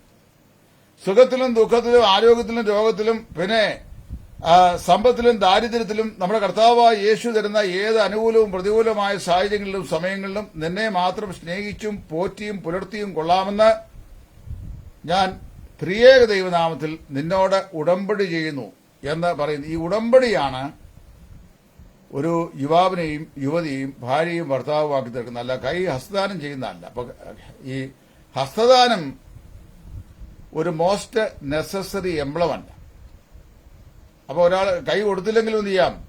ഭാര്യയും ഭർത്താവുമാകാം. കൊടുത്താലും ദോഷമില്ല. എന്നാൽ കൈ കൊടുക്കുന്നതോ കൊടുക്കാതിരിക്കുന്നതോ അല്ല, അവർ അന്യോന്യ ഉഭയസമ്മതം ചെയ്തു. അവരുടെ കൺസെന്റ് പറഞ്ഞിട്ട് അന്യോന്യ ഉഭയസമ്മതം ചെയ്ത് ഭാര്യയും ഭർത്താവുമായി സ്വീകരിച്ചാൽ ആ ഉഭയസമ്മതത്തെ വിവാഹത്തിന്റെ ഉടമ്പടിയായി ദൈവം അംഗീകരിക്കുന്നു എന്നാണ് മലാക്കി പ്രവാചക പുസ്തകം ഞാൻ വായിക്കുന്നത്. She is the wife of ദൈ കവനന്റ്. അവൾ നിന്റെ ഉടമ്പടിയുടെ ഭാര്യയല്ലയോ, അല്ലെങ്കിൽ ഉഭയസമ്മതത്തിന്റെ ഭാര്യയല്ലയോ. അപ്പൊ അങ്ങനെ വരുമ്പോൾ ചില പ്രത്യേക സാഹചര്യം ഇതുപോലെയുള്ള പ്രതിസന്ധി ഘട്ടങ്ങളിൽ വെർച്വൽ പ്ലാറ്റ്ഫോമിൽ നമ്മളത് പറഞ്ഞാലും അതിനെ വചനവിരുദ്ധത എന്ന് പറയാൻ നമുക്ക് സാധിക്കുമോ എന്ന് ഉള്ളത് ഒരു ചോദ്യചിഹ്നമായിട്ടിരിക്കുക. ഞാൻ ഇന്ന് കുറച്ചു മുമ്പ് ഈ ചോദ്യം എന്നോട് ചോദിച്ച ആളുടെ പേര് വെളിപ്പെടുത്താൻ ഞാൻ ആഗ്രഹിക്കുന്നില്ല. അദ്ദേഹം എന്നോട് എന്റെ പ്രൈവറ്റ് ഇൻബോക്സിൽ ചോദിച്ചാണ്, ഒരു അഭിപ്രായം ആരായും വേണ്ടി. ഞാനത് എഴുതിയിട്ടുണ്ട് ടൈം ലൈനകത്ത്. എന്നാൽ ബഹുജനം പലവിധം എന്ന് പറഞ്ഞ പോലെ നമുക്ക് ഓരോരുത്തർക്കും നമ്മുടേതായ വീക്ഷണം ഓരോ വിഷയങ്ങളെക്കുറിച്ചുമുണ്ട്. അപ്പൊ ഇത് കേട്ടപ്പോൾ തന്നെ ആളുകൾ വ്യത്യസ്തമായ അഭിപ്രായങ്ങൾ എഴുതി. വിവാഹത്തെ തുടർന്നുള്ള ബാക്കി കാര്യങ്ങളും വെർച്വലായിട്ട് ആയിരിക്കുമോ എന്നൊക്കെ ചോദിച്ചു. None of those are very serious. പ്രഥമമായ വിഷയം, ഇതുപോലെയുള്ള ഒരു സാഹചര്യത്തിൽ നിശ്ചയിച്ച് ഉറപ്പിച്ച ഒരു വിവാഹം അനന്തമായി നീട്ടിവെക്കാൻ കഴിയാത്തൊരു സാഹചര്യത്തിൽ അവരെ ഭാര്യാഭർത്താക്കന്മാരായി ഉഭയസമ്മതം ചെയ്ത് പ്രവേശിപ്പിക്കാൻ സാധിക്കുമോ ഇല്ലയോ എന്നുള്ളതാണ്. അങ്ങനെ ചെയ്യുന്നതിൽ ഇതുപോലുള്ള പ്രതിസന്ധി സാഹചര്യങ്ങളിൽ തെറ്റില്ലെന്നാണ് എന്റെ വ്യക്തിപരമായ അഭിപ്രായം. ഇനി ഞാനിത് പറയുന്നു, ഞാൻ നിൽക്കുന്ന വേർപാട് സഭയുടെ ഈ വക്താവായിട്ടല്ല. എന്ന് പറഞ്ഞു കഴിഞ്ഞാൽ വേർപാട് സഭകൾ അങ്ങനെ രീതി ഇന്ന് വരെ അവലംബിച്ചിട്ടില്ല. വേർപെട്ട സഭകളെ ഞാൻ ഈ പറയുന്ന വെർച്വൽ പ്ലാറ്റ്ഫോമിലെ വിവാഹ ശുശ്രൂഷയെ സംബന്ധിച്ച് ഒരിക്കൽ പോലും ഒരു പ്രസ്താവന ആരും എവിടെയും ചെയ്തിട്ടില്ല. ഒരു പക്ഷെങ്കിൽ this may be the first message in this field. ഈ വിഷയത്തോട് ബദൽ ആദ്യത്തെ മെസ്സേജ് ഇതായിരിക്കാൻ സാധ്യതയുണ്ട്. അതുകൊണ്ട് ഞാൻ പറയുന്നത്, എനിക്ക് ഈ വിഷയത്തെക്കുറിച്ചുള്ള പേഴ്സണലായിട്ടുള്ള ധാരണ വെച്ച് എന്റെ വ്യക്തിപരമായ അഭിപ്രായമാണ്. വ്യക്തി സ്വാതന്ത്ര്യം എനിക്കുണ്ടല്ലോ. ആ വ്യക്തി അഭിപ്രായം എനിക്ക് പറയുന്നതിന് യാതൊരു പ്രയാസമില്ല. അത് എന്റെ സ്വാതന്ത്ര്യമാണ്. I do personally believe in such a critical state we have no other alternative but to conduct this service in a virtual platform. Nothing wrong in it എന്നാണ് ഞാൻ വിശ്വസിക്കുന്നത്. വേറെ യാതൊരു ഗത്യന്തരമില്ലാത്ത സാഹചര്യത്തിൽ ഒരു വെർച്വൽ പ്ലാറ്റ്ഫോമിൽ ഒരു മിനിസ്റ്റർ ആ ശുശ്രൂഷ നിർവഹിക്കുന്നു. അവിടെ ആകെ സംഭവിക്കുന്ന വിഷയം, ഈ ദമ്പതികളുടെ കൈ പരസ്പരം പിടിക്കാൻ കഴിയുന്നില്ല എന്ന് പറയുന്ന ഒരു ഒറ്റ വിഷയം മാത്രമേ ഉള്ളൂ. ബാക്കിയെല്ലാം അവിടെ അരങ്ങേറുകയാണ്. പാട്ട് നടക്കാം, പ്രാർത്ഥന നടക്കാം, സങ്കീർത്തനമാണെങ്കിൽ വായിക്കാം, പ്രാർത്ഥിക്കുന്നെങ്കിൽ പ്രാർത്ഥിക്കാം, വചനശുശ്രൂഷ ചെയ്യാം, പിന്നെ ഭാര്യാഭർത്താക്കന്മാരെ കൺസെന്റ് ചോദിക്കാം, ആ കൺസെന്റ് അവർക്ക് കൺഫസ് ചെയ്യാം, അതിനുശേഷം അവരുടെ വോവ്സ് ഇരു കൂട്ടർക്കും സ്വീകരിക്കാം, അവരെ ദൈവസ്ഥലിൽ പ്രദർശിച്ച് പ്രാർത്ഥിക്കാം. ഇതെല്ലാം അവിടെ നടക്കും.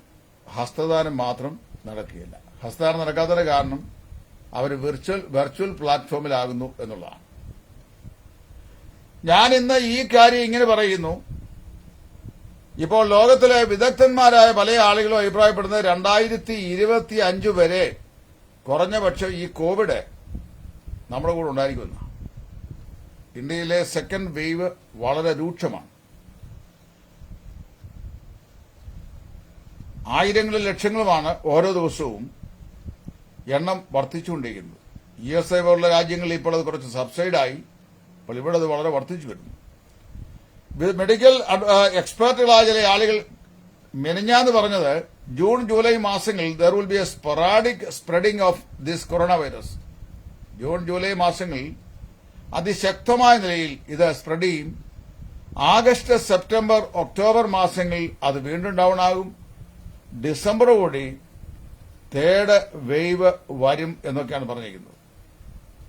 നമ്മൾ ഈ ആളുകൾ പറയുന്ന മെഡിക്കൽ എക്സ്പേർട്സ് ഒക്കെ പറയുന്നത് നമ്മൾ വിശ്വസിക്കുക, കേൾക്കുക, നമുക്കെന്തറിയാൻ കഴിയും? അവര് ഒരുപാട് നിരീക്ഷണങ്ങൾ ചെയ്ത ശേഷം പറയുന്നു. അപ്പൊ ഇങ്ങനെ വരുമ്പോൾ ഇപ്പോൾ വിവാഹ ആലോചനയിൽ വിവാഹം നടത്തുവാനായിട്ട് തീരുമാനിക്കുകയോ അതിനുവേണ്ടി നാട്ടിൽ വരാൻ ശ്രമിക്കുകയോ ചെയ്ത യുവ മിഥുനങ്ങൾക്ക് നാട്ടിൽ വരാനുള്ള വിസാനുമതി ഇല്ലാതിരിക്കുകയും ഫ്ലൈറ്റ് ഫെസിലിറ്റി ലഭിക്കാതിരിക്കുകയും അവധി നൽകപ്പെടാതിരിക്കുകയും ചെയ്താൽ പിന്നെ വേറെ എന്ത് മാർഗമാണ് നമുക്ക് അവരെ വിവാഹ ജീവിതത്തിലേക്ക് പ്രവേശിപ്പിക്കാനായിട്ടുള്ളത്? Except for a virtual platform.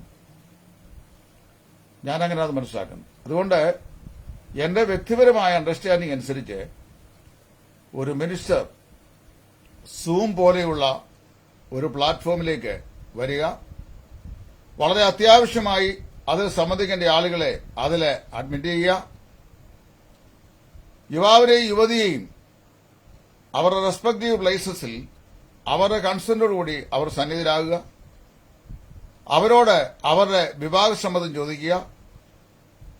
വിവാഹസമ്മതം അവർ രണ്ടുപേരും പരസ്പരം കൺഫസ് ചെയ്താൽ അവരെ ഇരുവരെയും ഉഭയസമ്മതം കൊണ്ട് ഭാര്യ ഭർത്താക്കന്മാരാക്കി തീർക്കുക. അതോടുകൂടി അതിന്റെ ഈ ലെജിറ്റിമസി, അതായത് അതിന്റെ ലീഗലായ വശം കഴിഞ്ഞു. ഇനി ആരെങ്കിലും ഇതിനെ എതിർത്താൽ ഞാനൊരു വാക്ക് പറയാം. ഇപ്പൊ നമ്മുടെ ഇവിടെ 2021 ഏപ്രിൽ മാസം 25 വിവാഹം നടക്കുകയും ചെയ്തിരിക്കുക. 25 നമ്മുടെ ചർച്ചിന്റെ ചുമതലയിൽ എന്ന് പറഞ്ഞ് നമ്മൾ ആ വിവാഹം ഏതെങ്കിലും ഓഡിറ്റോറിയൽ വെച്ചു. അത് നടത്തിയ ശേഷം നമ്മുടെ ചർച്ചിന്റെ ഒരു സർട്ടിഫിക്കറ്റ് അത് സീലൊക്കെ ചെയ്ത് നമ്മുടെ മൂപ്പന്മാർ വലിയ ദിവ്യാമൃതം പോലെ ഇവരെ ഇതങ്ങോട്ട് കൊടുത്തത് ഏതൊരു വലിയ കാര്യമാണെന്നുള്ള നിലയിൽ അതും കൊണ്ടുവന്ന് ഈ ദമ്പതികളിലേക്ക് കൊടുക്കും. പക്ഷേ രാജ്യത്തിന്റെ നിയമം അനുസരിച്ച് ആ സർട്ടിഫിക്കറ്റിന് നയാ പൈസയുടെ വാല്യൂ ഇല്ല. കാരണം അത് ഇവിടുത്തെ മൂപ്പന്മാരാണ്, നമ്മുടെ ഇവിടുത്തെ മൂപ്പന്മാർ നമ്മുടെ സഭകൾക്കൊരു ബൈലോ പോലും ഇല്ല. വളരെക്കാരുടെ സഭയ്ക്ക് ഒരു ബൈലോ പോലും ഇല്ല.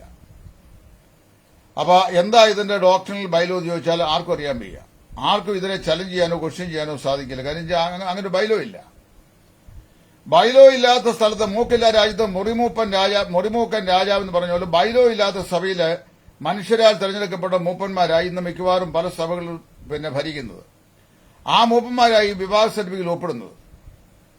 ഒപ്പിട്ട് ഇതും കൊണ്ട് പഞ്ചായത്തിൽ ചെന്ന് കഴിഞ്ഞാൽ സ്റ്റേറ്റ് നിയമം അനുസരിച്ച് ഈ മാരേജ് സർട്ടിഫിക്കറ്റിന്റെ ആവശ്യം അവിടെ ഇല്ല. അവർ ചോദിക്കും which place the marriage was solemnized, എവിടെയാണ് ഈ വിവാഹ ശുശ്രൂഷ അരങ്ങേറുന്നത്. It may be in an auditorium like BBC Kallissery, അവിടെ എന്റെ മക്കളുടെ രണ്ടുപേരും എങ്ങനെയാണ് നടന്നത്. അപ്പൊ BBC ഓഡിറ്റോറിയം എന്ന് വേണേൽ പറയാം, അല്ലെ അലക്സാണ്ടർ മെമ്മോറിയൽ ഓഡിറ്റോറിയം തിരുവല്ല എന്ന് വേണേൽ പറയാം, അല്ലെ ഹെബ്രോൺ കുമ്പനാട് എന്ന് പറയാം. ആ വിവാഹ ശുശ്രൂഷ നടന്ന സ്ഥലത്തെ whether it is an auditorium or a church building or whatever it may be, even an open ground, അവരുടെ ഒരു എഴുത്ത് മതി. ഈ ഇന്നാരുമായിട്ടുള്ള വിവാഹം ഈ ഓഡിറ്റോറിയത്തിൽ വെച്ച് ഇത്രാം തീയതി നടന്നു എന്ന ആ ലെറ്ററും കൊണ്ട് നമ്മുടെ ഈ ഭാര്യ ഭർത്താക്കന്മാർ നേരെ പോകുന്നത് പഞ്ചായത്തിലേക്കാണ്. പഞ്ചായത്തിൽ ചെന്ന് അവിടെ വിവാഹ രജിസ്ട്രേഷന് വേണ്ടി ചെറിയ ഫീസുണ്ട്. ആ ഫീസും അടച്ച് പഞ്ചായത്ത് സെക്രട്ടറി മുമ്പാകെ നമ്മളൊരു അഫിഡവിറ്റ് സൈൻ ചെയ്ത് ഇവർ ഭാര്യ ഭർത്താക്കന്മാരായി തീർന്നിരിക്കുന്നു എന്ന് ആ പഞ്ചായത്തിൽ രജിസ്റ്റർ ചെയ്യും. ലോകം മുഴുവൻ ഇവരുടെ വിവാഹത്തിന്റെ ഔദ്യോഗികമായിരുന്ന തെളിവെന്ന് പറയുന്നത് അതാണ്. നമ്മുടെ ചർച്ചിൽ വെച്ച് നടന്നതല്ല. ഇവിടുത്തെ ചർച്ചിൽ സർട്ടിഫിക്കറ്റ് അവർ ചോദിക്കുക പോലും ഇല്ല, അവർക്ക് അതിന്റെ ആവശ്യമില്ല. പഞ്ചായത്തിൽ രജിസ്റ്റർ ചെയ്തപ്പോൾ ആ രജിസ്ട്രേഷൻ ആണ് രാജ്യത്തിന് നിയമത്തിന് മുമ്പാകെ വാലിഡായിട്ട് നിലനിൽക്കുന്നത്. അപ്പൊ അങ്ങനെ വരുമ്പോ ചർച്ചിൽ വെച്ച് നമ്മൾ ആശീർവദിച്ച് ഭാര്യ ഭർത്താക്കന്മാരായി പ്രവേശിപ്പിച്ചവരെ സർക്കാരിന്റെ നിയമം അനുസരിച്ച് പിന്നെ ഭാര്യ ഭർത്താക്കന്മാരായി ഈ പഞ്ചായത്ത് സെക്രട്ടറിയുടെ മുമ്പാകെ വീണ്ടും അവതരിപ്പിക്കുകയാണ്. അപ്പൊ പ്രാവശ്യം ഭാര്യ ഭർത്താകാൻ പറ്റുമോ? ഒരിക്കലേ പറ്റുള്ളൂ. നമ്മുടെ വിശ്വാസ പ്രമാണം അനുസരിച്ച് നമ്മൾ ചർച്ച വെച്ചത് ചെയ്തു. രാജ്യത്തിന്റെ നിയമം അനുസരിച്ച് പഞ്ചായത്ത് രജിസ്റ്റർ ചെയ്യുന്നു. അപ്പോഴാണ് അവിടെ അത് വിവാഹം ഇഫക്റ്റീവായത്. മനസ്സിലായോ? അപ്പൊ വിവാഹത്തിന്റെ രജിസ്ട്രേഷന്റെ വാലിഡിറ്റി എന്ന് പറയുന്നത് പഞ്ചായത്ത് രജിസ്റ്റർ ചെയ്തരാം, ചർച്ച് ബില്ലിംഗ് വെച്ച് നടന്നതിനല്ല. അങ്ങനെ നോക്കുമ്പോൾ ഈ വെർച്വൽ പ്ലാറ്റ്ഫോമിനും ഈ പറഞ്ഞ പോലുള്ള ഇതേ ഉള്ളൂ. അതായത് അതിനും പിന്നെ ഈ ലെസ് വാല്യൂ എന്ന് പറയാൻ സാധിക്കില്ല. യുവതിയെയും യുവാവിനെയും ഭാര്യ ഭർത്താക്കന്മാരായി ഒന്നിച്ച് ജീവിക്കാൻ അനുവദിക്കുന്ന ഒരു അനുമതി പത്രികയാണ് ഈ വിവാഹ ശുശ്രൂഷ എന്ന് പറയുന്നത്. ഇപ്പൊ ഒരു യുവ സഹോദരൻ പെൺകുട്ടിയും കൂടെ ആരും അറിയാതെ നടന്നു പോകുന്നു കണ്ടു കഴിഞ്ഞാൽ, ഒരം ചേർന്ന് നടന്നു പോകുന്നു കണ്ടു കഴിഞ്ഞാൽ ഇവന് ആരാണ്ടെയും തട്ടിക്കൊണ്ട് പോവുകയാണല്ലോ, ഇവൻ എഴുതി കഴിയുമ്പോൾ നാട്ടുകാർ ഇവരൊക്കെ പറയും. അത് പറയാതിരിക്കാൻ വിവാഹം ഒരു സോഷ്യൽ ഫാക്ട് ആകിയാൽ 4 പേര് അറിഞ്ഞ് ഇവരുടെ യോജിപ്പ് അല്ലെങ്കിൽ കൂട്ടിച്ചേർപ്പ് നടക്കണം എന്നുള്ളതുകൊണ്ടാണ് പൗരാണിക കാലം മുതലേ വിവാഹം ഇതുപോലെ ഈ പറയപ്പെട്ട നിലയിൽ അരങ്ങേറിക്കൊണ്ടിരിക്കുന്നു. അപ്പൊ എന്റെ പ്രിയ സ്നേഹിതൻ ചോദിച്ച ചോദ്യത്തിന് ഏകദേശമൊക്കെ ഉത്തരമായി കഴിഞ്ഞു. ഒരു വെർച്വൽ പ്ലാറ്റ്ഫോമിൽ വെച്ച് ഇന്നത്തെ സാഹചര്യത്തിൽ ഈ വിവാഹം ആശീർവദിച്ചാൽ അത് തെറ്റുണ്ടോ എന്ന് ചോദിച്ചു കഴിഞ്ഞാൽ എന്റെ personal stand nothing wrong in it എന്നാണ്. യാതൊരു തെറ്റും അതിൽ ഇല്ല. That it is to be solemnized or conducted by a minister of the church. ചർച്ചിന്റെ ഒരു ശുശ്രൂഷകൻ അതെന്ത് ചെയ്യണം? ആശീർവദിക്കണം. അതിൽ തന്നെ തെറ്റില്ലെന്നാണ് ഞാൻ വിശ്വസിക്കുന്നത്. തെറ്റാണെന്ന് പറഞ്ഞു കഴിഞ്ഞാൽ വിവാഹത്തിന്റെ മോഡസ് ഓപ്പറണ്ടി ഇങ്ങനെയായിരിക്കണം എന്ന് തെളിയിക്കാൻ കഴിയുന്ന യാതൊരു മാതൃകയും പുതിയ നിയമത്തിൽ വിവാഹത്തിന് നമുക്ക് രേഖാമൂലം നൽകപ്പെട്ടിട്ടില്ല. അതുകൊണ്ട് അതാണെന്ന് തെളിയിക്കാൻ സാധിക്കുകയും ഇല്ല.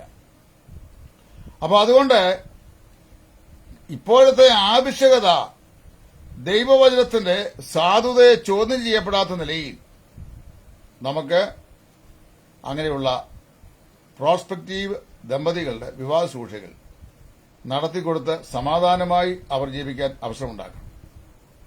അപ്പൊ അങ്ങനെ നമ്മൾ ചെയ്തു കൊടുത്തു കഴിഞ്ഞാൽ ദൈവദൃഷ്ടിയിൽ അവർ ഇരുവരും ഭാര്യയും ഭർത്താക്കന്മാരും ആയിത്തീർന്നു. അതായത് the moment that they made a vow each other in the presence of the holy God that they became husband and wife legitimately. അവര് നിയമാനുസൃതമായി ഭാര്യ ഭർത്താക്കന്മാരായി തീർന്നു കഴിഞ്ഞു. So in the sight of God they have become a couple. ദൈവദൃഷ്ടിയിൽ അവരെ ഭാര്യയും ഭർത്താവുമായി കഴിഞ്ഞു. യാതൊരു സംശയമില്ല. അമേരിക്കൻ ഐക്യനാടുകളിലെയും കാനഡയിലെയും ചില പഠിപ്പിക്കൽ പോലെ അങ്ങനെ വെർച്വൽ പ്ലാറ്റ്ഫോമിലോ ലിറ്ററൽ പ്ലാറ്റ്ഫോമിലോ അവരെ ഭാര്യ ഭർത്താക്കന്മാരായി ഉഭയസമ്മതം ചെയ്ത ശേഷം അവർ ശാരീരികമായി ബന്ധപ്പെട്ടാൽ മാത്രമേ ഭാര്യയും ഭർത്താവും ആകൂ എന്നുള്ള ഫോഷ്കിന്റെ പഠിപ്പിക്കലൊന്നും വേദപുസ്തകത്തിലില്ല. അങ്ങനെയും കുറെ ആത്മാക്കൾ വെസ്റ്റിൽ നിന്നൊക്കെ കിട്ടിയ ഐഡിയ കൊടുന്ന് ഇവിടെ ഇറക്കുമതി ചെയ്തായിരുന്നു കുറെ വർഷങ്ങൾക്ക് മുമ്പ്. അതിന്റെ പേര് കുറെ വിപ്ലവമൊക്കെ ഉണ്ടായിരുന്നു. ഇപ്പൊ അതൊക്കെ കെട്ടടങ്ങി തോന്നുന്നു. ഞാൻ വായിക്കുന്ന ബൈബിളിനകത്ത് ആദാം തന്റെ ഭാര്യയെ പരിഗ്രഹിച്ചു എന്നായിരിക്കുന്നത്, അല്ലാതെ പരിഗ്രഹിച്ചു ഭാര്യയാക്കിയതല്ല. വെസ്റ്റിൽ പറയപ്പെടുന്ന ഈ കൺസ്യൂമേഷൻ ഓഫ് മാരേജ് തിയറി ഒരു പുരുഷൻ സ്ത്രീയെ പരിഗ്രഹിച്ച് ഭാര്യയാക്കുന്ന തിയറിയാണ്. അതായത് ശാരീരികമായി അവളുമായി ബന്ധപ്പെട്ട ശേഷം അവൾ ഭാര്യയായി തീരുക. ഇതാണ് വെസ്റ്റിലെ കൺസ്യൂമേഷൻ ഓഫ് മാരേജ് തിയറി. ഏതോ ഭക്ഷണന്മാർ കണ്ടുപിടിച്ച ഫോഷ്കിന്റെ ഉപദേശമാണ്. ബൈബിളിലെ രീതി എന്ന് പറഞ്ഞു കഴിഞ്ഞാൽ ഭാര്യയായി തീർന്ന ശേഷം പരിഗ്രഹിക്കുക. ആദാം തന്റെ ഭാര്യയെ പരിഗ്രഹിച്ചു, അവൾ ഗർഭം ധരിച്ച് ഒരു മകനെ പ്രസവിച്ചു, അവൾ അവന് കായിൻ എന്ന് പേരിട്ടു എന്നാണ് വായിക്കുന്നത്. അപ്പോ പരിഗ്രഹിച്ച് ഭാര്യയാക്കുകയല്ല, ഭാര്യയായി തീർന്ന ശേഷം പരിഗ്രഹിക്കുക. മനസ്സിലായോ? ഇങ്ങനെയാണ് വേദോസം പറയുന്നത്. അപ്പൊ അങ്ങനെ നമ്മൾ ചെയ്തു കൊടുത്താൽ അവർ ഭാര്യ ഭർത്താക്കന്മാരായി. പിന്നെ വരും ദിവസങ്ങളിൽ അനുയോജ്യമായ സമയത്തും സാവകാശങ്ങളിലും അവർക്ക് ഒന്നിച്ച് താമസിക്കാൻ ലഭിക്കുന്ന സാവകാശമനുസരിച്ച് അവർ സമാധാനമായി ജീവിച്ചുകൊള്ളു. ഇതല്ലാതെ ഇപ്പോഴത്തെ പ്രതിസന്ധിയിൽ മറ്റൊരു പോംവഴിയും കണ്ടെത്താൻ സാധിക്കുന്നില്ല എന്നുള്ളതുകൊണ്ടാണ് ഈ suggestions. Once again I tell you that this is my understanding of the discipline, and the brethren have no responsibility for what I am saying. ഞാൻ പറയുന്ന 100% ഞാൻ മനസ്സിലാക്കുന്ന യാഥാർത്ഥ്യമാണ്. Others may differ from my view. They have their freedom. അവർക്ക് അവരുടെ സ്വാതന്ത്ര്യമുണ്ട്. ഞാൻ ഇപ്പോഴത്തെ കൺവീനിയൻസിൽ വേണ്ടിയിട്ട് how to expedite a marriage ceremony at the current situation of COVID-19 എന്നുള്ളതാണ് എന്റെ പ്രമേയം. ഞാൻ അതുകൊണ്ടാണ് ഈ വിഷയം ഇവിടെ ഇങ്ങനെ പറഞ്ഞത്. എന്നോട് ചോദ്യം ചോദിച്ച സഹോദരൻ ഈ ടൈം ലൈനിൽ ഇപ്പോൾ ഉള്ളത് എനിക്കറിയാൻ വയ്യ. ഇല്ലെങ്കിൽ അദ്ദേഹം ഈ ടൈം ലൈനിൽ നിന്ന് ഈ മെസ്സേജ് തുറന്ന് കേൾക്കുകയും ഞാൻ പറഞ്ഞ ആശയങ്ങളെ ഉൾക്കൊള്ളുകയും ചെയ്യും എന്ന് ഞാൻ വിശ്വസിക്കുന്നു. ദൈവം എല്ലാവരെയും സഹായിക്കട്ടെ. ക്രിസ്തുവിന്റെ മഹത്വരമായ ശുശ്രൂഷയിൽ സുവിശേഷൻ Titus from Idayaranmula. Thank U.